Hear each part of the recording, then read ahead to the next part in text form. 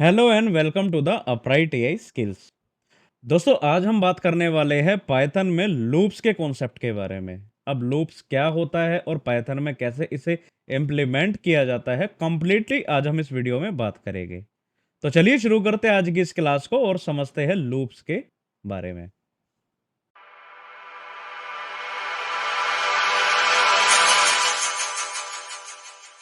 तो चलिए समझते हैं लूप्स इन पाइथन के बारे में कि भाई लूप्स क्या होता है पाइथन में। और शुरुआत हम इसकी डेफिनेशन के साथ करने वाले हैं। और ये बहुत ना इम्पोर्टेंट टॉपिक है, इसे समझना बहुत ज़रूरी है।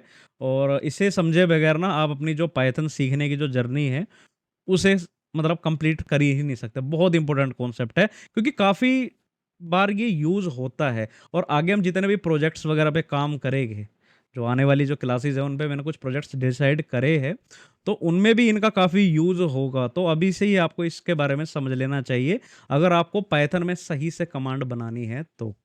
ठीक है? तो हम इसकी डेफिनेशन को अच्छे से समझेंगे, फिर हम इसके प्रैक्टिकल के बारे में बात करेंगे। ठीक है? तो इसमें लिखा है कि loops are used in Python to execute a block of code repeatedly until a certain condition is met or a sequence is exhausted। क्या मतलब है इसका? इसका मतलब ये है कि लूप्स क्या है, वो बेसिकली एक ब्लॉक ऑफ कोड है जो कि बार बार रिपीट होता रहता है, जो कि बार बार रिपीट होता रहता है जब तक हमारी जो कंडीशन है, मतलब जब भी हम उस कोई कोड लिखते हैं, जैसे एक मैंने यहाँ पे इसमें एक कोड लिखा और मैं इसमें एक कंडीशन दे रहा हूँ, इस कोड में मैं एक कंडीशन दे रहा हूँ, या फिर मैं एक कोड लिख रहा हूँ जिसमें मैं कोई सीक्वेंस दे रहा हूँ और मैं ये कह रहा हूँ कि भाई ये जो कोड है ना, ये बार बार रिपीट हो जब तक मेरी जो कंडीशन है वो ट्रू ना हो जाए। ठीक है? या फिर जो मैं सीक्वेंस जो मैंने इसमें मेंशन किया है कि भाई इस सीक्वेंस तक आप इसको कोड को रन करो जब तक वो सीक्वेंस खत्म ना हो जाए। ठीक है? तो जो ये रिपीटिशन प्रोसेस है कि भाई जब तक मेरी कंडीशन फुलफिल या ट्रू ना हो जाए, या फिर जो मैं सीक्वेंस उसमें दे रहा हूं कि भाई इस सीक्वेंस तक ये कोड जो है रन होना चाहिए, तो अगर वो फुलफिल ना हो जाए तो ये जो रिपीटिशन प्रोसेस है इसे ही हम लूप कहते हैं। क्या कहते हैं हम? लूप कहते हैं। अब बहुत सारे ऐसे स्टूडेंट्स हो गए जिनको नहीं पता कि भाई ये कंडीशन क्या होता है और ये सीक्वेंस क्या होता है। तो उनको मैं यही कहूँगा, डोंट वरी, अभी हम इसी के बारे में बात करेंगे। ठीक है? अभी आप केवल इतना ही समझ लीजिए कि भाई लूप्स क्या है। बेसिकली एक प्रोसेस है, रिपीटिशन प्रोसेस ऑफ कोड है, जिसमें वो जो कोड है वो जब तक रिपीट होता रहता है जब तक हमारी जो कंडीशन है वो फुलफिल ना हो जाए, या फिर जो हम सीक्वेंस दे रहे हैं उस कोड में वो सीक्वेंस पूरा ना हो जाए। बस ये एक रिपीटिशन प्रोसेस है। और यही जो रिपीटिशन प्रोसेस है यही हमारा लूप्स कहलाता है। ठीक है? अब पाइथन में जो लूप्स है वो दो टाइप्स के होते हैं, एक होता है फॉर लूप, एक होता है वाइल लूप। क्या? For loop and while loop. इसी में ही जो ये कॉन्सेप्ट है कंडीशन और सीक्वेंस का, इसी में ही है। और इसी को ही हम इसमें अब आगे देखने वाले हैं। लेकिन अभी जो मैंने आपको डेफिनेशन बताई है, आई होप आपको इतनी तो समझ में आ गई होगी, है ना? चलिए अब पढ़ते हैं फॉर लूप्स के बारे में और फिर हम वाइल लूप्स के बारे में पढ़ेंगे, और फिर उसी के साथ साथ हम कंडीशन और सीक्वेंस का जो ये टॉपिक है इसे भी हम कवर करेंगे। तो चलिए समझते हैं फॉर लूप के बारे में। बहुत इजी है ये, इसे समझना बहुत इजी है और आपको एक ही बारी में समझ आ जाएगा। देखिए इसमें लिखा है the for loop is used for iterating over a sequence such as a list, tuple, dictionary, string और अ रेंज। क्या मतलब है इसका? इसका मतलब ये है कि जो फॉर लूप जो है, जो फॉर लूप है, इसका यूज जब होता है जब हम सीक्वेंस पे काम करते हैं। ठीक है? लूप तो हमें पता लगा कि भाई इसमें बार बार रिपीटेशन हो रही है, तो इसमें भी रिपीटेशन होगा क्योंकि ये भी तो टाइप्स ऑफ लूप है, फॉर लूप है ना। तो फॉर लूप का जो इस्तेमाल है वो तब होता है जब हम सीक्वेंस का इस्तेमाल करते हैं। अब सीक्वेंस कुछ भी हो सकती है, ये कोई लिस्ट हो सकती है सीक्वेंस। ठीक है? ये कोई टपल हो सकता है, या फिर कोई डिक्शनरी, या फिर कोई स्ट्रिंग, या फिर कोई रेंज हो सकती है। अब उसमें हमें पता है कि ये जो कोड है जो हम लिखेंगे फॉर लूप में, तो हमें पता है कि भाई ये जो कोड है ये कब तक मतलब रिपीट होगा। हमें पता है, पहले से पता होगा हमें पहले से ही, क्योंकि जब भी हम सीक्वेंस का इस्तेमाल करते हैं, चाहे हम लिस्ट का करें या फिर हम टपल का करें, डिक्शनरी का करें, स्ट्रिंग का करें या फिर रेंज का करें, किसी का भी करें, हमें पहले से ही पता होता है कि वो जो लूप जो है, जो वो कोड है, वो कब तक चलेगा, ये हमें पहले से ही पता इसमें होता है, ठीक है। अब जैसे कि मैंने एक वेरिएबल बनाया है जो कि है फ्रूट्स नाम का, ठीक है, जिसमें मैं एक लिस्ट बना रहा हूं, जिसमें मैंने क्या किया है, कुछ एलिमेंट्स लिए हैं, जैसे मैंने एप्पल लिया है, बनाना लिया है और चेरी लिया है, ठीक है। अब मुझे पता है कि इस लिस्ट में, यानी कि इस सीक्वेंस में केवल 3 ही फ्रूट है, ठीक है। ध्यान से समझना कि इस जो सीक्वेंस, जो लिस्ट जो है, इसमें 3 ही फ्रूट है, यानी कि एप्पल, बनाना और चेरी। यानी कि वो जो कोड है वो इन्हीं पर ही चलेगा, कुछ एडिशनल ये नहीं, कोई मैंगो भी इसमें आ जाएगा, पपाया भी इसमें बना पा जाएगा, या फिर इसमें और भी कोई जो फ्रूट है वो भी इसमें ऐड हो जाएगा, नहीं, मुझे पता है इसमें केवल एप्पल, बनाना और चेरी पर ही ऑपरेशन परफॉर्म होगा, है ना। तो यही चीज हमारे को पता पहले से ही है फॉर लूप में। अब जैसे मैंने इसमें वेरिएबल जो मैंने लिया है फ्रूट्स का, जिसमें मैंने एक लिस्ट बनाई है एप्पल, बनाना और चेरी, तो इसमें मैं अब क्या कर रहा हूँ, फॉर लूप कर रहा हूँ, फॉर लूप का इस्तेमाल कर रहा हूँ, कोड लिख रहा हूँ मैं।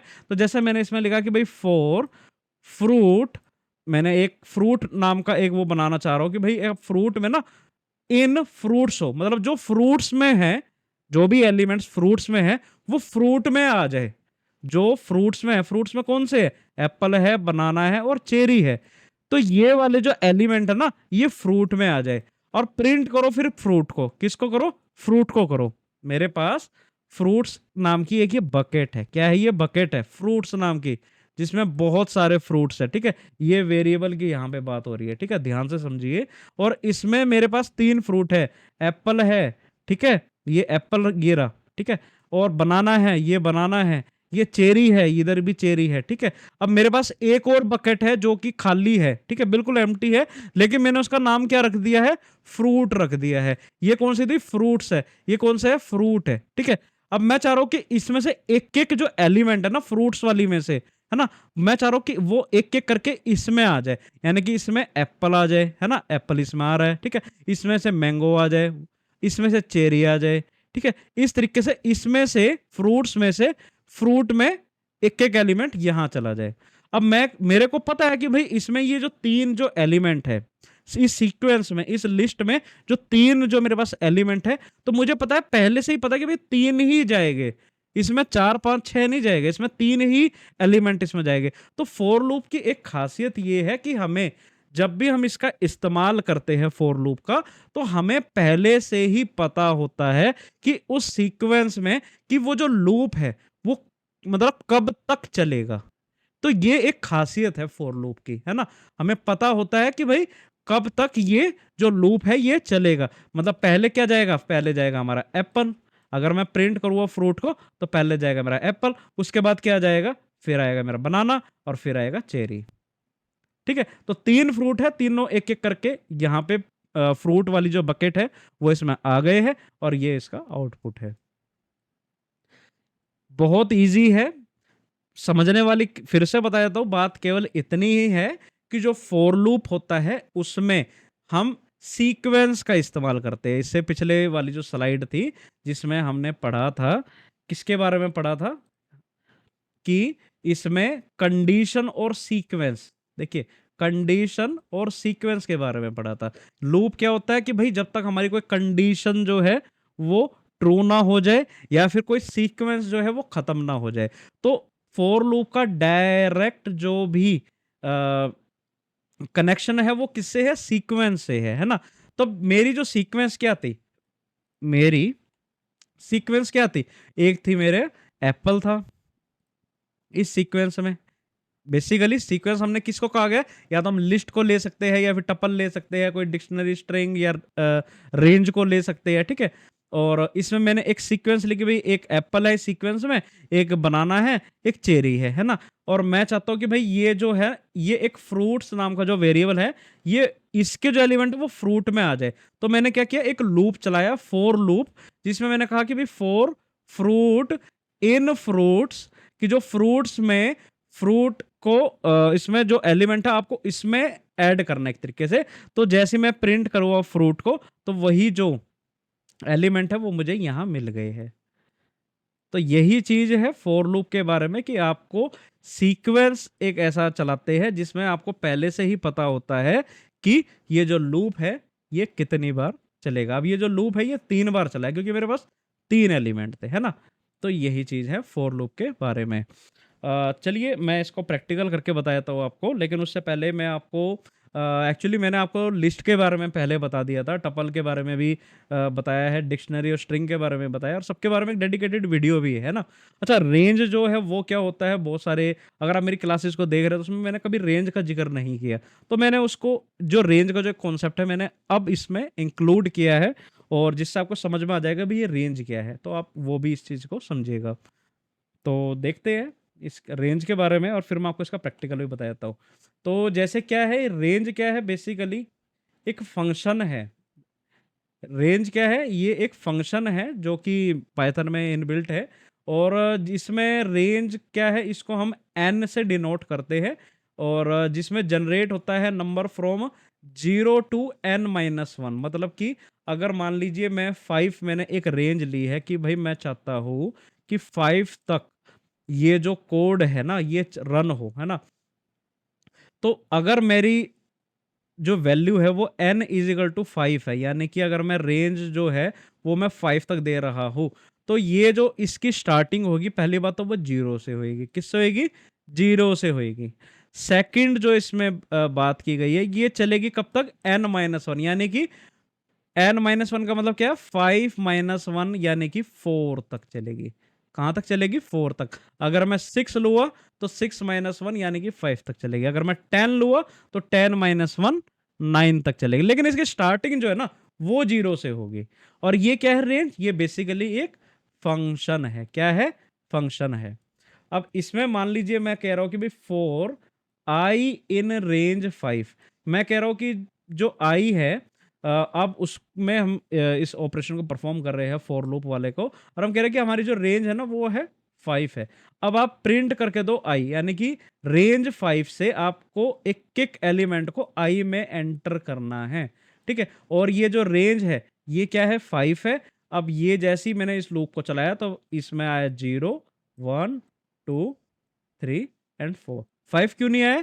क्योंकि n-1 है। n-1 का मतलब कि जो भी हम रेंज पास कर रहे हैं उसका -1 तक ही ये यहाँ पे चलता है। तो यानी कि 5-1 इज इक्वल टू 4, तो ये 4 तक ही चला है, और इसकी जो स्टार्टिंग है वो 0 से होती है, ठीक है। तो यही है रेंज फंक्शन। चलिए अब हम प्रैक्टिकल करके देखते हैं फॉर लूप का, और उसके बाद आपको अच्छे से समझ में आ जाएगा। तो चलते हैं अपनी जुपिटर नोटबुक पे और देखते हैं, ठीक है। मैं हेडिंग यहाँ डाल देता हूँ जो कि है फॉर लूप, और मैं इसको यहाँ पे मार्क डाउन कर देता हूँ। तो ये मेरी एक हेडिंग बन गई है। आई होप आपको जुपिटर नोटबुक के बारे में पता होगा, अगर आप मेरी क्लासेस को फॉलो कर रहे हैं तो मेरा हर चीज़ के बारे में बताया हुआ है। ओके, तो मैं जैसे इस रेंज को ही अगर मैं ले लेता हूँ, तो मैं इसमें क्या कर रहा हूँ, मैं लिख रहा हूँ कि फॉर आई इन रेंज, मैं यहाँ ले रहा हूँ, मान लीजिए मैं ले रहा हूँ 100, ठीक है। मैं क्या ले रहा हूँ? 100। अब जैसे मैं यहाँ कोलन करूँगा तो कोलन करने के बाद मेरे को एंटर प्रेस करना है, उसके बाद ये जो यहाँ पे आ जाएगा ये जो कर्सर है, ठीक है। अब मैं कह रहा हूँ कि भाई प्रिंट करो किसे? आई को। प्रिंट आई क्यों करना है? देखिए मैं कह क्या रहा हूँ, इस कोड को ना ध्यान से समझो। आपको बहुत मतलब कहते हैं ना बारीकी से समझना पड़ेगा, तब आपका जो कॉन्सेप्ट है ना ये क्लियर हो जाएगा। फिर आप कोड लिखने में ना कोई गलती नहीं करेगा। आपको पता होगा कि मैं जो ये लिख रहा हूँ, जो भी लाइन लिख रहा हूँ, इसका मतलब क्या है ना? आपको ये चीज़ पता होगी। तो मेरा एक पढ़ाने का एक एक यही आपको रहता है कि आपको बेसिक से बेसिक सारी चीज़ क्लियर करूँ, हर चीज़ क्लियर करूँ, ताकि आपको अच्छे से समझ आ जाए, और तभी तो फिर जो हमारा लर्निंग और टीचिंग प्रोसेस अभी तक इफेक्टिव बनेगा, है ना। तो जैसे इसमें लिखा है कि भाई मैंने लिखा है कि भाई 4 4 क्या है? ये मैं लूप चला रहा हूँ। आई क्या है? मैं क्या कह रहा हूँ कि भाई ना आई के अंदर करो, क्या करना है आपको? एक रेंज है 100 वाली, है ना, और आपको उसमें जो भी एलिमेंट है, मतलब 100 तक जो भी एलिमेंट आएंगे मेरे, वो आपको उसमें एंट्री करानी है। किसमें? आई में। और फिर मैं कह रहा हूँ कि भाई आप प्रिंट करो आई को। ठीक है? अब ये पता क्या होगा, अब ये होगा कि जैसा हमें पता है कि भाई इसकी जो स्टार्टिंग है वो 0 से होगी, ठीक है? और ये कहाँ तक चलेगा? कहाँ तक चलेगा? अभी मैंने आपको बताया n-1 तक चलेगा। अब मेरा n क्या है? वो है मेरा 100। पता है बहुत बड़ी लिस्ट आएगी जब ये आउटपुट आएगा तो। तो अब ये मेरा n क्या है? ये 100 है। 100 - 1 99, ठीक है? तो अब यानी कि जो ये कोड मेरा आएगा तो वो कहाँ तक आएगा? ये मेरा जो कोड आएगा वो आएगा 0 टू 99 तक आएगा। क्या सही में आएगा? चलिए देखते हैं। तो जैसे ही मैं इसको रन करता हूँ तो तैयार हो जाइए 0 टू 99 के लिए, और ये जो कोड है वो आपके सामने है। शुरुआत इसकी 0 से हुई और जैसे ही मैं इस कर्सर को जैसे मैं यहाँ से स्क्रॉल डाउन करूँ तो देखिए ये जो कोड है कितना बड़ा है, और ये हमारा लास्ट जो है 99 तक आ चुका है। ये आपका 99 है और ये आपका 0 है। ठीक है? तो यही चीज़ है। तो अब मैंने आपको बताया था कि भई 4 में हम सीक्वेंस का यूज़ करते हैं। तो हाँ, ये सीक्वेंस ही तो है। मैंने एक सीक्वेंस में ही तो ये सारे जितने भी एलिमेंट्स जो है, जो ये 0, 1, 2, 3 ये जो आए हैं, तो ये सब मुझे पता है कि ये कहाँ तक चलेगा। देखिए मैंने आपको रन करने से पहले ही बता दिया कि भई ये जो कोड है ये 99 तक आएगा। तो मुझे पता है इस चीज़ का। मैं क्योंकि फॉर लूप में जब मुझे पहले से ही पता है कि ये जो कोड है ये कहाँ तक रिपीट होगा, कहाँ तक ये रन होगा। ठीक है? अच्छा, जो ये लूप्स होते हैं इनका क्या यूज़ है? इसका बेसिकली जो यूज़ होता है ना वो, एक तो चलो हमें ये तो पता लगा कि रिपिटिशन टास्क है ना? इसका जो है कि हम एक, ये हमारे को एक ये सहूलियत दे देता है कि आप बस एक इस तरीके से कोड लिखो कि आपको ना बार-बार रिपीट ना करना पड़े। आपको बार-बार रिपीट ना करना पड़े। तो इसकी जैसे कुछ ख़ासियत है कि भई ऑटोमेशन ऑफ रिपिटिटिव टास्क के लिए इसका इस्तेमाल किया जाता है ना?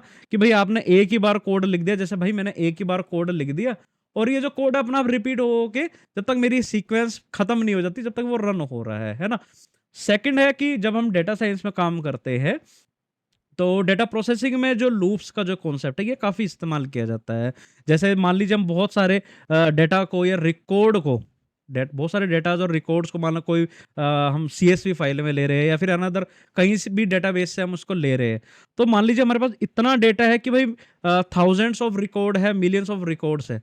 अब इतने सारे रिकॉर्ड्स को मान लो हमारे को उस पर वर्क करना है या प्रोसेस करना है, तो हम इन लूप्स के कॉन्सेप्ट का इस्तेमाल करते हैं। ठीक है? तब हम इन लूप्स के कॉन्सेप्ट का इस्तेमाल करते हैं। तो हमें इसे समझना बहुत ज़रूरी है, बहुत इंपॉर्टेंट कॉन्सेप्ट है ये। और हम जब इसमें मॉडल ट्रेनिंग करते हैं, ठीक है? जब भी हम एमएल वगैरह या डीएल पे काम करते हैं, तो बहुत सारे ऐसे सिनेरियो आते हैं कि हमें कुछ चीज़ें रिपीट भी कर रही है, तो हम लूप्स का इस्तेमाल करते हैं। तो मॉडल ट्रेनिंग में इसका काफ़ी इस्तेमाल किया जाता है और जब हम एनालिसिस करते हैं, तब भी इसका काफ़ी इस्तेमाल किया जाता है। तो अगर हम कहें कि भई पाइथन के लिए ही ये बहुत ज़रूरी है, हाँ, पाइथन के लिए ज़रूरी है, लेकिन हम डेटा साइंस में भी जब हम ये परफ़ॉर्म करते हैं, मशीन लर्निंग पढ़ते हैं, डीप लर्निंग पढ़ते हैं या फिर हम डेटा एनालिसिस करते हैं, डेटा प्रोसेसिंग करते हैं, तब भी इसका काफ़ी इस्तेमाल किया जाता है। ठीक है? तो आई होप आपको जो ये लूप्स का जो एक कॉन्सेप्ट है, ये अच्छे से समझ में आ रहा होगा। तो चलिए अब हम समझते हैं कि भी अगर हमें लूप्स का इस्तेमाल, फॉर लूप का इस्तेमाल अगर हमें स्ट्रिंग में करना है या फिर डिक्शनरी में करना है तो हम कैसे कर सकते हैं। तो मान लीजिए अगर मुझे स्ट्रिंग में करना है, जैसे मैं एक वेरिएबल ले रहा हूँ टेक्स्ट नाम का, जिसमें मैं एक वर्ड लिख रहा हूँ हेलो, जो कि स्ट्रिंग फॉर्मेट में है, ठीक है? और मैं कह रहा हूँ कि भाई for char in text and print करो किसे, कैर को। क्या मतलब है इसका? देखिए इसका मतलब ये है कि मैं चाह रहा हूँ कि भाई जो टेक्स्ट में ना हेलो है, जो हेलो ये वर्ड, जो हेलो ये वर्ड लिखा है, इसका एक-एक एलिमेंट ना कैर में आ जाए। और फिर मैं कह रहा हूँ कि वो जो कैर में जब आ गए फिर आप उसको प्रिंट करके दो। तो जैसे ही मैं शिफ्ट एंटर करूँगा तो जो भी टेक्स्ट में हेलो लिखा है, जैसे HELLO, तो वो एक-एक करके कैर में आया और उसने मेरे को यहाँ पे प्रिंट करके दे दिया है। ठीक है? तो आप इसका जो इस्तेमाल है फॉर लूप का, आप इसका इस्तेमाल टेक्स्ट या फिर स्ट्रिंग में भी कर सकते हैं। ठीक है? अच्छा, मान लीजिए अगर मेरे को इसको डिक्शनरी में इस्तेमाल करना है, तो मैं कैसे कर सकता हूँ? तो जैसे मैं एक हेडिंग डाल देता हूँ डिक्शनरी नाम की, ठीक है? बहुत सारे स्टूडेंट्स ऐसे भी होंगे जिनको नहीं पता भई ये डिक्शनरी क्या होता है, या पहली बार उन्होंने मेरे चैनल पे इस क्लास में विज़िट किया है और उन्हें कोई आइडिया नहीं डिक्शनरी का। तो मैं उनको बता देता हूँ कि भई डिक्शनरी, सेट, टपल, लिस्ट, मैंने सबके बारे में एक अलग-अलग डेडिकेटेड वीडियो बनाई हुई है। अगर आपने वो क्लासेस नहीं देखी है तो प्लीज़ उसको ज़रूर देखिएगा। तो आपको जो डिक्शनरी, स्ट्रिंग, टपल, लिस्ट क्या होता है तो आपको अच्छे से समझ आ जाएगा, है ना? तो अगर हम डिक्शनरी को यूज़ करें, डिक्शनरी विद फॉर लूप, मैं इसमें हेडिंग डाल देता हूँ और यहाँ से मैं इसको मार्क डाउन कर देता हूँ। यहाँ पे हम बीच में स्पेस दे देंगे और जैसे मैं शिफ्ट और एंटर करूँ तो ये एक हेडिंग बन जाती है, ठीक है। मैं चाहता हूँ कि इसको यहाँ से डिलीट कर दूँ ताकि जो स्क्रीन है वो ज़्यादा डाउन ना जाए और आपको जो कोड है वो अच्छे से विजिबल हो, है ना। चाहे आप किसी भी डिवाइस में देख रहे हो, चाहे आप पीसी में देख रहे हो या फिर मोबाइल या टैब में देख रहे हो, तो आप ज़्यादा डाउन ना जाए स्क्रीन, है ना। ओके, तो अब मैं एक डिक्शनरी क्रिएट कर रहा हूँ, जो पहले मैं एक वेरिएबल बना रहा हूँ जो कि है स्टूडेंट नाम का। बेसिकली मैं इस डिक्शनरी में करना क्या चाहता हूँ, मैं स्टूडेंट की डिटेल डालना चाहता हूँ, ठीक है। तो हमें पता है कि हम डिक्शनरी में कीज़ एंड वैल्यूज़ का इस्तेमाल करते हैं। तो एक साइड हमारी की होता है और एक साइड हमारी वैल्यूज़ होती है, तो इसी फॉर्मेट में हम काम करेंगे। तो जैसे मैं यहाँ पे एक की ले रहा हूँ जो कि है नेम नाम की, ठीक है। और यहाँ पे ये जो है मैं इसकी वैल्यू लिख रहा हूँ। जैसे मान लीजिए मैं एक नेम ले रहा हूँ, रोहित, ठीक है। मैं रोहित लिख रहा हूँ। ओके, अब मैं एक फिर से की ले रहा हूँ जो कि है एज। क्या है? एज। और एज में मैं क्या कर रहा हूँ, फिर एक वैल्यू ले रहा हूँ। मान लीजिए इसकी जो एज है वो है कितनी, 25 है, ठीक है। ओके, अब मैं एक और की ले रहा हूँ जो कि है कोर्स नाम की और मैं इसकी वैल्यू ले रहा हूँ कि भाई इसका जो कोर्स है वो है MCA, ठीक है। ये MC कर रहा है, एक स्टूडेंट की डिटेल है बेसिकली। ओके, अब मैं क्या कर रहा हूँ कि भाई इसमें लिख रहा हूँ कि भाई अब मुझे केवल इसमें से ना की को अब्स्ट्रैक्ट करना है, यहाँ से केवल की को लेना है। तो मैं फॉर लूप का इस्तेमाल करूँगा। तो मैं क्या कर रहा हूँ, फॉर की इन स्टूडेंट और यहाँ पे कॉलन लगाया। अब मैं कह रहा हूँ कि भाई प्रिंट करके दो मेरे को, किसे, की को। तो जैसे ही मैं शिफ्ट एंड एंटर प्रेस करूँगा तो मेरे पास इसमें से केवल की जो है वो आ जाएगी, कीज आ जाएगी मेरे पास इसमें से, है ना। अच्छा, मैं चाहता हूँ कि भाई इसमें वैल्यूज़ को मैं लेना चाहता हूँ, मैं की को नहीं लेना चाहता। तो मैं क्या वो कर सकता हूँ? हाँ भाई, मैं कर सकता हूँ। कैसे कर सकता हूँ? बस मुझे थोड़ा-सा मॉडिफ़िकेशन करना पड़ेगा इस कोड को। मैं यहाँ से कॉपी पेस्ट किया, ठीक है? ओके, अब मैं क्या कर रहा हूँ कि जहाँ पे मैंने ये की लिखा है, मैं इसकी जगह लिख देता हूँ वैल्यू को। किसे लिख देता हूँ मैं? वैल्यू को लिख देता हूँ। और जो ये स्टूडेंट है, इसके बाद मैं यहाँ लिख देता हूँ डॉट वैल्यूज़, ठीक है। डॉट वैल्यूज़ नाम का मैंने इस फंक्शन का इस्तेमाल किया है और यहाँ पर भी मैं वैल्यू को चेंज कर देता हूँ। बस मुझे केवल इतना ही करना है और जैसे ही मैं शिफ्ट एंटर करूँगा तो मेरे पास जो वैल्यू है, जो स्टूडेंट नाम के इसमें डिक्शनरी में जो वैल्यू थी, तो मेरे को केवल वो मिल जाएगी, ठीक है। तो अगर मुझे की को लेना है, अगर मुझे इस डिक्शनरी में से अगर मुझे केवल की को एक्सट्रैक्ट करना है, तो मैं इस तरह से कर सकता हूँ, ठीक है। एक बार मैंने कोड लिखा, बेसिकली क्या है, एक ब्लॉक ऑफ कोड है जिसमें जो भी ये मैंने इसमें लिया है सीक्वेंस में, एक लिस्ट, एक डिक्शनरी का जो मैंने इस्तेमाल किया है, उसमें जो की है तो इसकी मदद से वो मुझे यहाँ मिल जाएगी।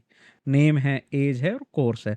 अगर मेरे को इसमें से वैल्यूज़ अगर लेनी है, जैसे मुझे रोहित लेना है, 25 लेना है और MCA लेना है, ये जो कि वैल्यूज़ पे असाइंड है। तो अगर मुझे इस पे लेना है तो मैं क्या करूँगा कि फॉर वैल्यू इन स्टूडेंट, जो स्टूडेंट में वैल्यू है मुझे वो लेनी है और डॉट वैल्यूज़ का मेरे को इस्तेमाल करना है और जैसे मैं प्रिंट करूँगा वैल्यू को तो मेरे पास ये वैल्यू यहाँ पे आ जाएगी, ठीक है। प्रैक्टिस बहुत करिए इसकी, आपको जभी समझ आएगा। अगर आप देख रहे हैं केवल कह के भाई मुझे आ गया, नहीं, आपको प्रैक्टिस करनी पड़ेगी जभी आपको समझ आएगा, है ना। अच्छा, अगर मुझे दोनों ही चाहिए, मैं चाहता हूँ कि भाई दोनों ही प्रिंट हो, तो मैं कैसे कर सकता हूँ और फोर लूप का कैसे इस्तेमाल होगा?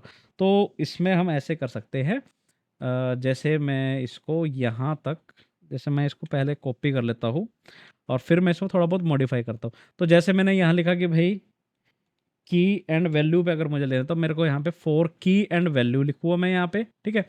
और यहाँ पे मैं क्या करूँगा, यहाँ पे जैसे मैंने डॉट वैल्यूज लिया था, यहाँ पे मैं डॉट आइटम्स लूँगा। क्या लूँगा? डॉट आइटम लूँगा। डॉट आइटम लूँगा, तो आइटम लेने के बाद जो ये डॉट आइटम जो फंक्शन है, यहाँ पे लेने के बाद जो ये की एंड वैल्यू है, ये दोनों यहाँ पे आ जाएगी। लेकिन अब मुझे प्रिंट में भी थोड़ा सा चेंज करना पड़ेगा, तो मैं यहाँ लिखूँगा की, और यहाँ पे मैं इसको यहाँ कर देता हूँ कोलन, और फिर मैं यहाँ कर देता हूँ वैल्यू, ठीक है। और जैसे ही मैं शिफ्ट एंटर करूँगा, तो ओके, ओके, आइटम नहीं, यहाँ पे आइटम्स आएगा। तो जैसे मैं यहाँ करूँगा, तो मेरे पास की एंड वैल्यूज की फॉर्म में मेरे को आउटपुट मिल जाएगा। तो आप देख सकते हैं कि फॉर लूप में मैं इसका भी इस्तेमाल कर सकता हूँ।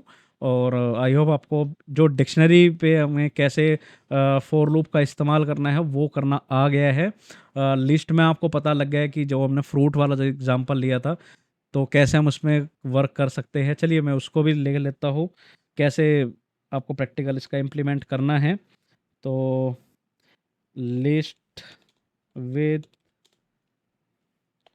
फॉर लूप आपको हर तरीके से समझा रहा हूँ मैं, बहुत बेसिक तरीके से समझा रहा हूँ, ताकि आपको हर कॉन्सेप्ट जो है वो अच्छे से क्लियर हो जाए, है ना। ओके, तो डिक्शनरी विद फॉर लूप हो गया। अब ये लिस्ट विद फॉर लूप को हम देख लेते हैं। तो जैसे मान लीजिए मैं एक फ्रूट्स नाम का चलिए मैं एक वेजिटेबल नाम का ले लेता हूँ। एक वेजिटेबल्स नाम का मैं एक वेरिएबल ले रहा हूँ, जिसमें मैं एक लिस्ट बना रहा हूँ जो कि है पोटैटो, ठीक है, ऑनियन,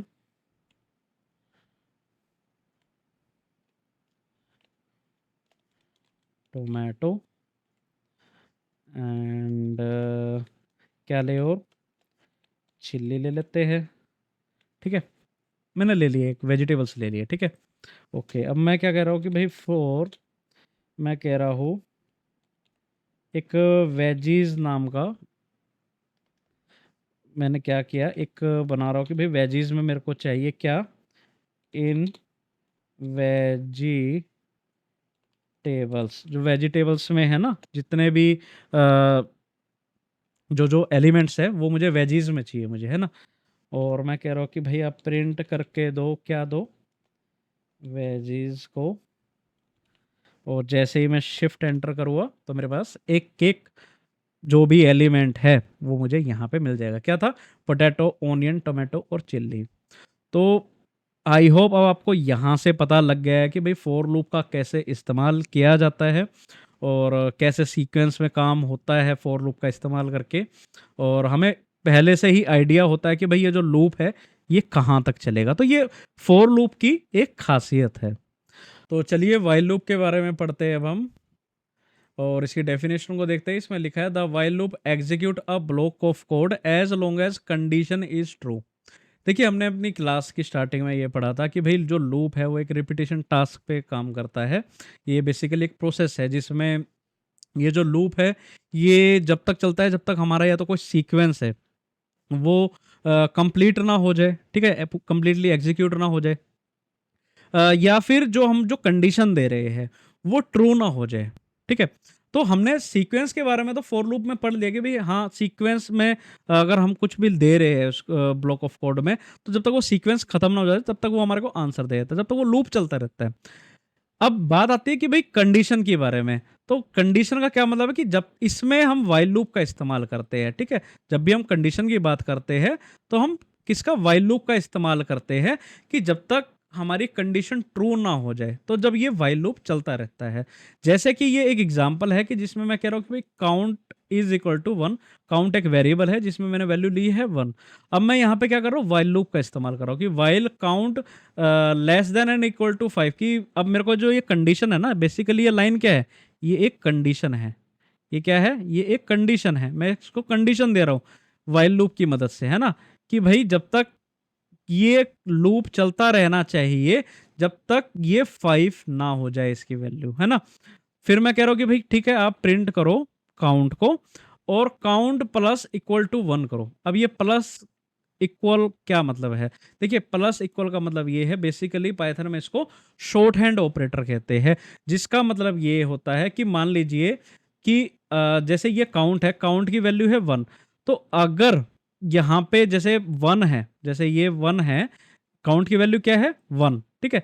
अब मैं कह रहा हूँ कि ये प्लस हो जाए इक्वल टू 1, ठीक है। कुछ इस तरीके से इसका ये मतलब है।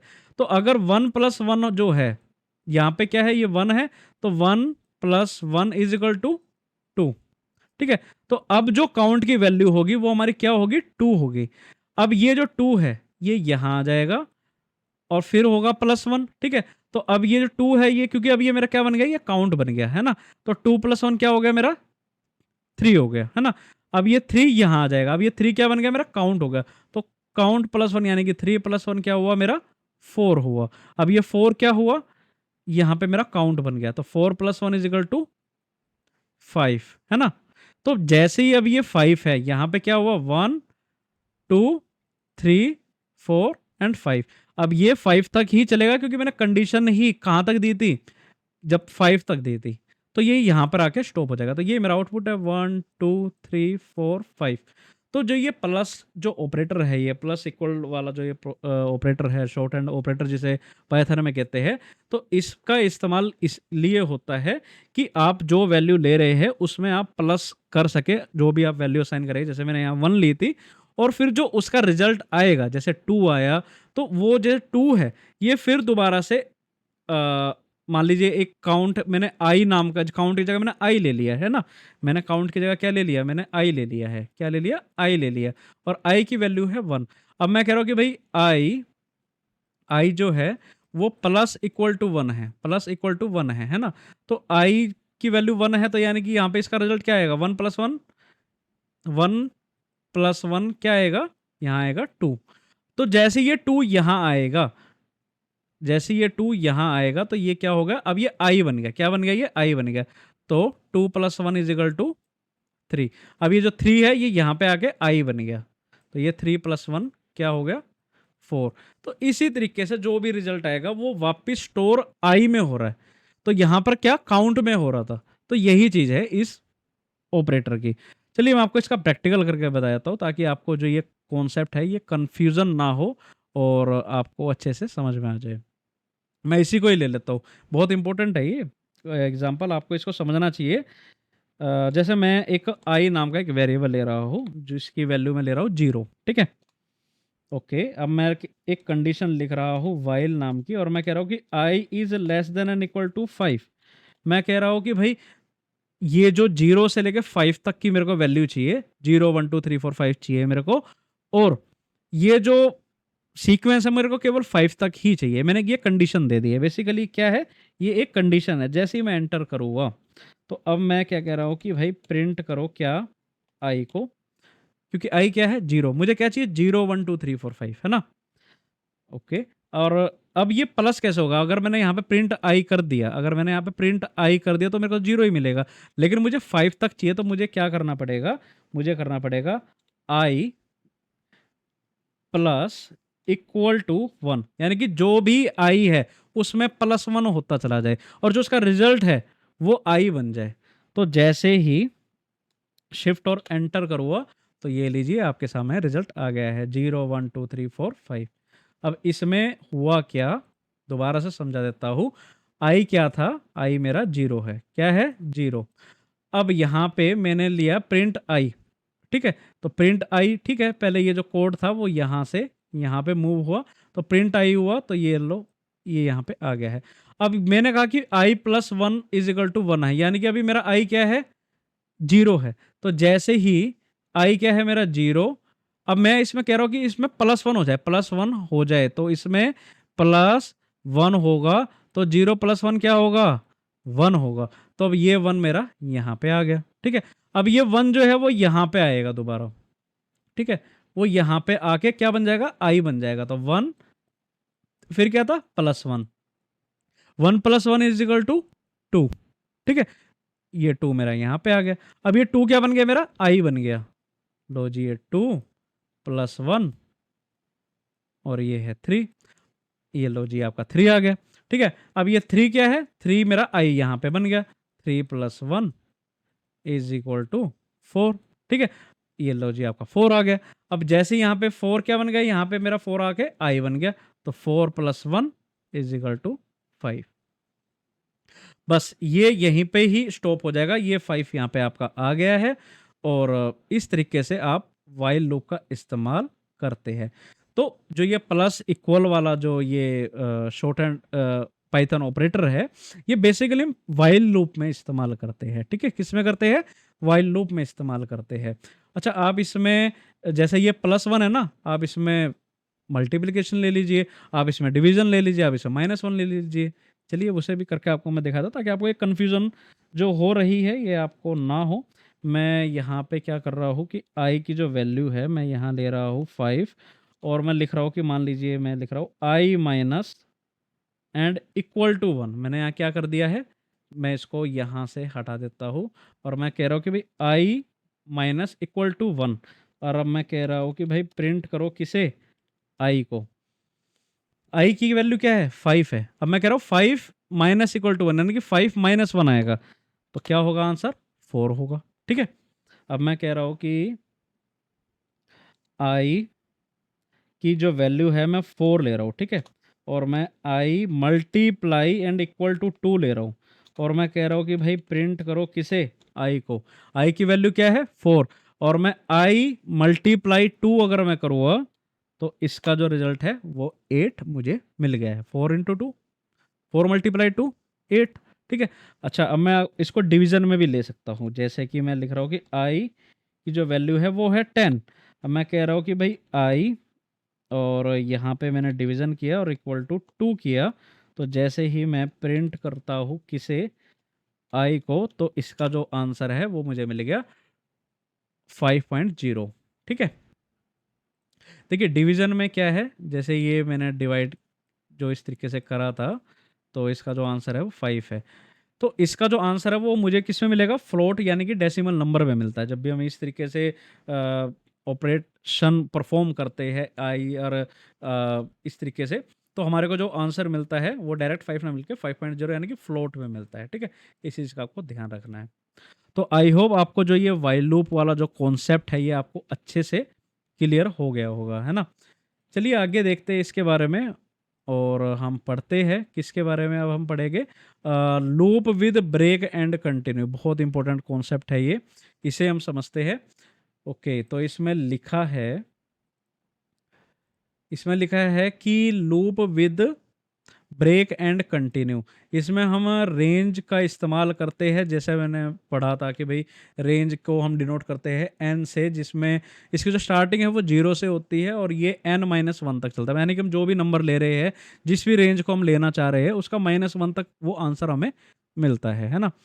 तो इसमें जैसे हमने लिया कि भाई 4 i इन रेंज 10 की, यानी कि मुझे 10 तक मेरे को इसका इस्तेमाल करना है। और if i is equal to 5, यानी कि i जो है वो 5 तक आ जाए, यानी कि हाँ, जैसे हमारे को इसको लेना है किसमें, 10 तक लेना है। हमें पता है इसकी जो स्टार्टिंग है वो किससे होती है, 0 से होती है। तो यानी कि ये है 0 1 2। अभी हम किसी चीज़ को नहीं समझते, अभी इसको समझते हैं, रेंज को देखते हैं। जैसे मैंने लिखा 0 1 2 3 4 5 6 7 8 एंड 9। 10 तक क्यों नहीं आएगा, क्योंकि 10-1 तक ही ये जाएगा, है ना, क्योंकि हम रेंज की बात कर रहे हैं। अब मैं कह रहा हूं कि इफ i इक्वल टू 5 है, अगर i जो 5 हो जाए तो आप क्या कर दो, ब्रेक कर दो। क्या कर दो, आप ब्रेक कर दो। तो ये वहीं तक, ये जो लूप है ये वहीं रुक जाएगा। तो ये कहां तक आएगा, 0 आ जाएगा, 1 आ जाएगा, 2 आ जाएगा, 3 आ जाएगा, 4 आ जाएगा, एंड जैसे ही इसका नंबर 5 पे आएगा उससे पहले ही ये रुक जाएगा, और जैसे ही मैंने प्रिंट आई करूँगा तो मुझे ये आंसर यहाँ मिल जाएगा। तो अगर आपको 5 तक ही इस लूप को चलाना है ना, तो उससे पहले ही आपको क्या लिखना है, फिर यहाँ पे ब्रेक लिखना है। तब आप इसको प्रिंट आई करोगे तो आपको ये आंसर यहाँ पे मिल जाएगा। तो ये होता है ब्रेक का यूज़ करना कि जैसे, वरना अगर मैं यहाँ ब्रेक नहीं करता तो ये तो अपना पूरे डेस्टिनेशन तक पहुँच जाता कि हाँ भाई 0 से लेकर 9 तक मेरे को आंसर मिल जाता। लेकिन मैंने कहा कि नहीं 5 तक ही चलाना है, तो 5 से पहले ही ये रुक गया, तो 0 1 2 3 4। ठीक है? तो यानी कि जो इसकी वैल्यू है वो यानी कि 10 से लेके यानी कि होगी हमारी 5 हो गई थी। तो यानी कि 5 माइनस 1 इज़ इक्वल टू 4। ठीक है? अगर अगर मैं इसको यहाँ नहीं करता इस तरीके से और प्रिंट आई कर देता तो मेरे को 0 से लेके 9 तक का रिज़ल्ट मिल जाता, है ना? तो यही चीज़ है। अच्छा, अगर मुझे कंटिन्यू करना है कि भई 4 आई इन रेंज 5, मैंने मान लीजिए एक लिया कि भई मुझे 5 तक ही चाहिए। तो अगर मैं इसमें करता कि भई 0 1 2 3 एंड 4, यहाँ तक चलता, 5 तक नहीं चलता ये, है ना? तो अगर मैं कह रहा हूँ कि भाई if I is equal to 2, अगर आई की वैल्यू 2 हो जाए तो कंटिन्यू कर दो। इसका क्या मतलब है कि अगर 2 आता है, उस लूप में अगर 2 आता है तो उसमें कंटिन्यू कर देना, यानी कि उसको स्किप कर देना। क्या कर देना? स्किप कर देना। तो यानी कि मुझे जो आंसर मिलेगा वो क्या मिलेगा? 0 1 2 नहीं मिलेगा, अब यहाँ पे मुझे 3 मिलेगा और 4 मिलेगा। वही मेरे को आंसर यहाँ पे मिल गया है। तो ये जो कंटिन्यू है, इसमें मैंने कंडीशन दे दी कि भाई जो आई है जैसी वो 2 आ जाए तो वहां पे उसको स्किप कर दो और फिर मुझे आई प्रिंट करके दो, तो मेरे को आंसर ये मिल गया 0 1 3 4। 2 वहां से स्किप हो जाएगा। चलिए इसका भी प्रैक्टिकल करके देख लेते हैं और इसे समझते हैं। तो समझते हैं while loop with break and continue के प्रैक्टिकल के बारे में। तो यहाँ पे मैं एक कोड लिख रहा हूँ जिसमें मैं कह रहा हूँ कि भाई 4 i इन रेंज 10। ठीक है, यहाँ मैंने कॉलन किया और अब मैं कह रहा हूँ कि भाई if i is equal to 5, अगर i जो है वो 5 हो जाए तो ब्रेक करो एंड प्रिंट करो किसे? i को। देखिए इस कोड को हमें समझना है। फिर मैं चाहता हूँ फिर मैं आपको इसका आउटपुट दिखाऊँ। मैंने क्या किया, एक वेरिएबल, मान लीजिए मैंने एक वेरिएबल ले लिया i नाम का, है ना? मैं कह रहा हूँ कि भाई 4i इन रेंज 10, उसमें ना जो रेंज है हमारी 10, उसके एक एक एलिमेंट इस i में चले जाए, इसमें चले जाए। हमें पता है कि भाई जो रेंज है उसकी जो स्टार्टिंग है वो हमारी 0 से होती है। ठीक है, और ये कहाँ तक जाता है? ये जाता है जी हमारा n-1 तक जाता है। यानी कि जो भी हम रेंज ले रहे हैं, जैसे मैंने लिया क्या है? 10 लिया है, तो 10-1 क्या हुआ? 9 हुआ। 10-1 क्या हुआ? 9। तो यानी कि जो मेरी वैल्यूज है, जो मेरी इस आई में स्टोर होगी, वो मेरी कहाँ से जाएगी? 0 से लेकर 9 तक जाएगी। कहाँ तक जाएगी? 0 से लेकर 9 तक। ये हमने अभी देखा भी था। ठीक है, चलो ये चीज़ तो हमें समझ आ गई। हमें एक ये जो लाइन है ना फर्स्ट, ये तो हमें यहाँ तक समझ आ गई है। अब आते हैं हम सेकंड लाइन पे। इसमें लिखा कि इफ, अगर आई की जो वैल्यू है वो 5 हो जाए, यानी कि जब ये चल रहा होगा, जब ये लूप चल रहा होगा फॉर लूप, तो जैसे ये 0 है, 1 है, 2 है, 3 है, 4 है। ठीक है, अगर मैं इस फर्स्ट लाइन पे ही अभी रहूं, अगर मैं सेकंड लाइन पर ना आऊं कि जब 0 1 2 3 4 5 6 7, है ना, 8 और 9, क्योंकि 10 तक था, है ना? अब आते सेकंड लाइन पे कि if i is equal to 5, अगर i की जो वैल्यू है वो 5 है तो यहाँ पर ये ब्रेक हो जाए, मतलब वहीं रुक जाए।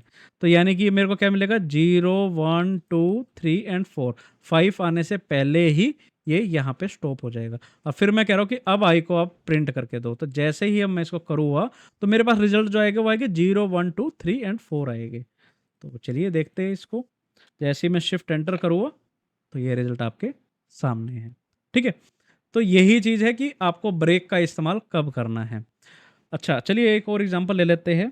जैसे मैं लिख रहा हूँ कि भाई 4i इन रेंज 20 लिख दिया मैंने। ठीक है, और यहाँ पे मैं लिख रहा हूँ कि भाई इफ़ i इक्वल टू हो जाए हमारा 10, तो फिर क्या कर दो जी? ब्रेक कर दो, वहीं पे ब्रेक लगा दो और प्रिंट करके दो मुझे अब आई को।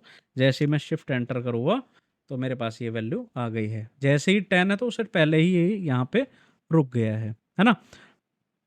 20 तक लेना था, तो यानी मेरे को 0 to 19 तक मेरे को रिजल्ट मिलने थे, लेकिन मैंने क्या कहा कि if I is equal to 10 हो जाए, जैसे 10 आ जाए तो आप ब्रेक लगा देना, तो 10 से पहले ही ये वैल्यू मेरे को यहाँ मिल गई, 0 से लेके 9 तक मिल गई है। ठीक है, चलिए आगे देखते हैं। मैं इसको यहाँ से डिलीट कर देता हूँ। अब हम कंटिन्यू के बारे में पढ़ते हैं। तो जैसे मैं कंटिन्यू के बारे में देख रहा हूँ कि इसमें लिख रहा हूँ कि भाई फॉर आई इन रेंज 5, मैं लिख रहा हूँ i in range 5 and if I is equal to हो जाए हमारा 2, तो क्या करो फिर आप कंटिन्यू करो। क्या करो आप कंटिन्यू करो एंड प्रिंट करो आप आई को। अब इसे समझते हैं। इसमें ये लिखा है कि जैसे ये हमारी जो फर्स्ट लाइन है फॉर आई इन रेंज 5 की, यानी कि मैं चाह रहा हूँ कि जो रेंज है 0 से लेके 4 तक, क्योंकि 5 तक है ना, तो 0 से लेके 4 तक के जितने भी एलिमेंट्स हैं वो आई में यहाँ पे स्टोर हो जाए, है ना, जिसमें हमारा 0 1 2 3 एंड 4। ठीक है, ये तो था फर्स्ट लाइन का। अब इसमें कह रहा हूँ कि भाई if I is equal to 2, अगर आई 2 हो जाए तो आप कंटिन्यू कर दो। कंटिन्यू का मतलब ये होता है स्किप करना। जो भी हम वैल्यू यहाँ पे लिखते हैं वो चीज़ स्किप हो जाती है। क्या हो जाती है? स्किप हो जाती है, मतलब वहाँ से हट जाती है। तो फिर मैं कह रहा हूँ कि भाई प्रिंट कर दो आई, तो मुझे आउटपुट क्या मिलेगा? 0 1 3 4, नॉट 2, क्योंकि 2 क्या है, अभी वहाँ से स्किप हो गया। कंटिन्यू कर दिया मतलब स्किप कर दिया मैंने, तो 0 1 3 4, तो मेरे को ये आउटपुट यहाँ पे मिलेगा। जैसे ही मैं शिफ्ट एंटर करूँगा तो विदाउट 2 वाला मेरे को आंसर यहाँ मेरे को मिल गया, क्योंकि मैंने 2 के आगे कंटिन्यू कर दिया था कि भाई जैसे ही ये लूप 2 पे आएगा, जैसे ही ये जो लूप है 2 पे आएगा तो आप कंटिन्यू हो जाना उसको, मतलब आपको उसमें लिस्ट में जो भी एलिमेंट है उसको आपको उसमें स्टोर नहीं कराना। तो वहाँ पे वो जो 2 था वो स्किप हो गया, तो मेरे को जो आंसर है वो विदाउट 2 वाला मिल गया, जिसमें मेरे को 0 1 3 4 यहाँ पे आंसर मिल गया है। ठीक है, एक और एग्जांपल ले लेते हैं इसका। जैसे मैं लिख रहा हूँ कि फॉर आई इन रेंज क्या 10। ठीक है, और यहाँ पे मैं लिख रहा हूँ कि भाई if I is equal to 5, जैसे आई 5 हो जाता है तो अब आपको क्या करना है? कंटिन्यू करना है, यानी कि आपको स्किप करना है 5 को, और अब आप क्या करो? प्रिंट करो आई को। तो मुझे अब जो आंसर मिलेगा वो कुछ इस तरह से मिलेगा, जिसमें 5 नहीं होगा, वो स्किप होगा, है ना। तो ये आपके सामने ये आंसर है 0 1 2 3, 5 नहीं है क्योंकि 5 को हमने यहाँ से स्किप कर दिया था कंटिन्यू करके। फिर 4 आ गया है, 6 आ गया है, 7 है, 8 है और 9 है। ठीक है, तो आई होप आपको जो ब्रेक एंड कंटिन्यू वाला जो कॉन्सेप्ट है कि कैसे हमें फॉर लूप के साथ, बेसिकली हम इसमें हम यहाँ पे मैंने वाइल कर दिया, ये फॉर लूप है। ओके, हमें कैसे फॉर लूप के साथ इस्तेमाल करना है, तो ये आपको अच्छे से समझ में आया होगा और काफ़ी अच्छा लगा होगा आपको। ये कॉन्सेप्ट अच्छे से समझ में आ रहा होगा। बिल्कुल बेसिक से मैं आपको हर चीज़ इसमें बता रहा हूँ और बहुत डिटेल में आज हमने इसके बारे में डिस्कस भी किया। चलिए एक लास्ट टॉपिक है हमारा जो कि बहुत इंपॉर्टेंट टॉपिक है, इन्फानाइट लूप। बहुत इंपॉर्टेंट चीज़ है ये और इसे हमें बहुत ध्यान से समझना है, जिसमें लिखा है कि if condition never become false, अगर कंडीशन फॉल्स ही नहीं हुई तो क्या होगा? तो फिर ये होगा the loop runs forever, तो फिर वो जो लूप है ना वो चलता ही रहेगा, इसलिए ये इन्फानाइट लूप है। ठीक है, जैसे कि इसमें पहले ही मैंने हैशटैग से लिखा हुआ एक कमेंट कि बी केयरफुल विद दिस, इसके साथ आपको सावधान रहना है। जब मैं कह रहा हूँ कि भाई while true print this is an infinite loop, मैंने एक प्रिंट कर रहा हूँ कि भाई this is an infinite loop को आपको प्रिंट कराना है वाइल ट्रू। अब वो कब तक होगा, यानी कि अब उसको मैंने कंडीशन तो दी नहीं है, तो ये जो लूप है ना, फिर ये कुछ मेरे को जब इस तरह से यहाँ पे ना एस्टेरिस्क का एक साइन मेरे को यहाँ दिखेगा इस कोड में, जब मैं इसको रन करूँगा, और ये ना हमेशा रन ही होता रहेगा, ये कभी ख़त्म होएगा ही नहीं। तो जैसे ही मैंने इसको आउटपुट करूँ तो इसका एंटर करूँ तो मेरे को आउटपुट में कुछ इस तरह से मिलेगा, और जैसे ही मैं स्क्रॉल करूँगा ये रिजल्ट अपना आप रिपीट होता रहेगा और ये कभी एंड ही नहीं होगा। अब इस कंडीशन से बचने के लिए हम क्या करेंगे? इस कंडीशन से बचने के लिए हम ब्रेक का इस्तेमाल करेंगे। अभी तक हमने कंटिन्यू एंड ब्रेक को फॉर लूप के साथ पढ़ा। अब हम कैसे व्हाइल के साथ इसको इस्तेमाल कर सकते हैं, हम वो चीज़ सीखेंगे। तो जैसे अगर ऐसी कोई कंडीशन है कि भाई व्हाइल ट्रू, मैंने ऐसे लिख दिया और प्रिंट में लिखा मैंने यही this is an infinite loop, तो अगर मुझे इसको ब्रेक करना है तो मेरे को उसी वक्त लिखना होगा क्या? ब्रेक लिखना होगा। तो ये जो कोड है ये स्टॉप हो जाएगा इमीडिएटली और मेरे को केवल एक ही आउटपुट मिलेगा, this is an infinite loop. ये रन नहीं होगा। लेकिन अगर यहाँ से ब्रेक हट गया तो फिर ये जो स्पीड है ये रन फॉर एवर होगा। ये जो लूप है ये फिर रन फॉर एवर होगा। चलिए देखते हैं इसके बारे में। और ये आज की क्लास का हमारा लास्ट टॉपिक है और मैं इसको यहाँ से कर देता हूँ डिलीट और हम इसकी हेडिंग डाल देते हैं जो कि है इनफाइनाइट लूप। ठीक है, और यहाँ से मैंने इसको किया मार्क डाउन और यहाँ से मैंने शिफ्ट एंड रन किया। अब मैं यहाँ पे क्या कर रहा हूँ, मैं यहाँ पे लिख रहा हूँ कि भाई वाइल ट्रू और मैं कह रहा हूँ कि भाई प्रिंट करो this is an infinite loop. और जैसे ही मैं इसको शिफ्ट और एंटर करूँगा तो ये जो लूप है ये इनफिनाइट हो जाएगा और ये बार बार चलता ही रहेगा। ये देखिए जब तक मैं इसको स्क्रॉल कर रहा हूँ देखिए ये अब स्टॉप नहीं होने वाला, लिमिट हो चुकी है। देखिए इसमें अब एरर भी आने लग गया। देखिए कितनी बार ये रन हो रहा है, देखिए कितनी बार मैं इसको रन कर रहा हूँ चले जा रहा है। अगर मेरे को इस चीज़ को दूर करना है तो मैं यहाँ क्या करूँगा, मैं यहाँ लिख दूँगा ब्रेक। तो जैसे ही मैं शिफ्ट और एंटर करूँगा तो ये जो कोड मेरे को अभी यहाँ मिलेगा, लेकिन अभी मेरे को मिलेगा नहीं क्योंकि अभी भी ये चल ही रहा है। तो मेरे को क्या करना पड़ेगा, यहाँ पे ये जो है ना, ये यहाँ पे मेरे को इसको रिस्टार्ट करना पड़ेगा। क्या करना पड़ेगा? रिस्टार्ट करना पड़ेगा।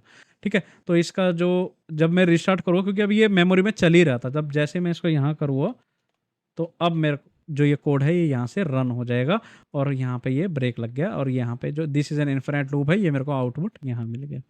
तो यही चीज़ है कि आपको कैसे वाइल लूप में, ऐसी नहीं कि भाई कोई भी कंडीशन डाल दिया और आपने उसको कर दिया कि भाई, क्योंकि वाइल को लूप का तो काम ही यही था कि भाई जैसे ही उसकी कंडीशन ट्रू हो जाए तो वो स्टॉप हो जाए। लेकिन मैंने यहाँ कंडीशन ही नहीं दी तो वो इन्फिनिट फिर चलता ही रहता है ना। तो उसको रोकने के लिए फिर हम यहाँ पे ब्रेक का इस्तेमाल करते हैं। तो यही चीज़ है। तो आई होप आपको आज की जो ये क्लास है ये अच्छे से समझ में आई होगी। आज हमने थ्योरेटिकल विद प्रैक्टिकल इम्प्लीमेंटेशन के साथ आज हमने पढ़ा है, काफ़ी अच्छे से लूप्स के कॉन्सेप्ट को पढ़ा है, काफ़ी अच्छे से इसका प्रैक्टिकल देखा है और आई होप आपको आज की क्लास काफ़ी इन्फॉर्मेटिव तो लगी ही होगी। अगर लगी है, पसंद आई है और आपने कुछ सीखा है हमारी क्लास से तो ज़रूर इस वीडियो को लाइक ज़रूर करिए, अपने दोस्तों के साथ शेयर ज़रूर करिए। अगर आपने पहली बार इस चैनल पर आए हैं और मेरे पढ़ाने के तरीके को आप देख रहे हैं पहली बार तो इस चैनल को ज़रूर सब्सक्राइब करिएगा और अपने दोस्तों के साथ ज़रूर शेयर करिए। इस चैनल के बारे में बताइए कि भाई अपराइट एआई स्किल्स है जो कि बेसिक से लेके स्क्रैच लेवल से लेके पाइथन को अच्छे से सिखा रहा है यूट्यूब पे और काफ़ी अच्छे से आने वाले दिनों में मेरी मशीन लर्निंग, डीप लर्निंग इन पे भी काफ़ी अच्छी क्लासेस आने वाली है। लेकिन मैं डायरेक्ट वहाँ पे अभी जंप नहीं कर रहा हूँ क्योंकि मैं चाहता हूँ कि आपका पाइथन का जो कोर्स है वो आपका कंप्लीट हो और आप अच्छे से समझे इस चीज़ को। और फिर मिलते हैं आपसे अगली वीडियो में एक नए कॉन्सेप्ट के साथ। तब तक के लिए बाय बाय।